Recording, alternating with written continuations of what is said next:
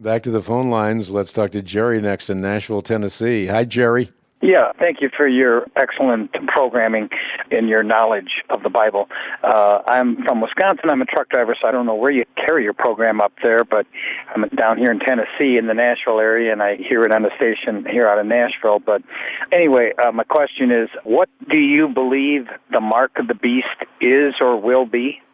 Well, biblically, the mark of the beast is a parody of the mark of the Lamb. So the mark on the foreheads of the 144,000, Revelation chapter 14, symbolizes identity with the Lamb. And in the same way, the mark in Revelation chapter 13 symbolizes identity with the beast. So a lot of people think that this is some kind of a physical mark, but when Jesus says that to him who overcomes, he will write the name of my God and the name of the city of my God, and I will also write on him my new name, we intuitively realize that Jesus isn't going to do that with some kind of a magic marker. Actually, if you look at the mark biblically, and it's really important to interpret Scripture in light of Scripture, what you find in the Old Testament is that the forehead and the hands are symbols of a person's belief and behavior. You find that in passages like Exodus 13, Deuteronomy 6, Ezekiel 9, and the like.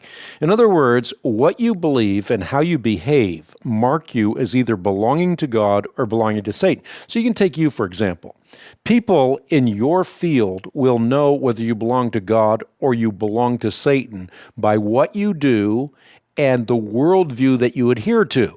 And that's the idea. The forehead is symbolic of your worldview. The hand is symbolic of what you do. So what you believe and what you do identifies you as either belonging to God or belonging to Satan. And therefore, John's reference to the mark of the beast in Revelation is securely tethered to Scripture. The notion that the mark of the beast is Sunday worship or a silicon chip or something like that is not tethered to Scripture, or it's tethered to a subjective flight of fancy, which is not being tethered at all. So you don't believe there's a grain of rice that's embedded under the skin, the forearm, or the forehead that is being scanned? Well, whether or not it is, a reality is not the point here. The point that I'm making is that if it were a reality, this would not be the mark of the beast, because the mark of the beast is identification with the beast. The mark of the Lamb is identification with Jesus Christ, who is the Lamb. So the language itself is symbolic. We don't think that the beast is literally a beast, nor do we think that the Lamb is literally a lamb. We think that lamb refers to Jesus Christ. He is the Lamb slain before the foundations of the world. In the same way, the mark is not a physical mark. It is you are marked out as either belonging to God or belonging to Satan, and what you do in your worldview identifies you as belonging to one or the other. So again, your fellow truck drivers don't have to wonder whether you are marked by the Lamb or marked by the beast, because your worldview and what you do gives you away already. So it's some kind of information that they will collect or gather from you that will determine that you are or are not a believer in Jesus Christ? No, I'm saying that you already have signaled very clearly who you stand with.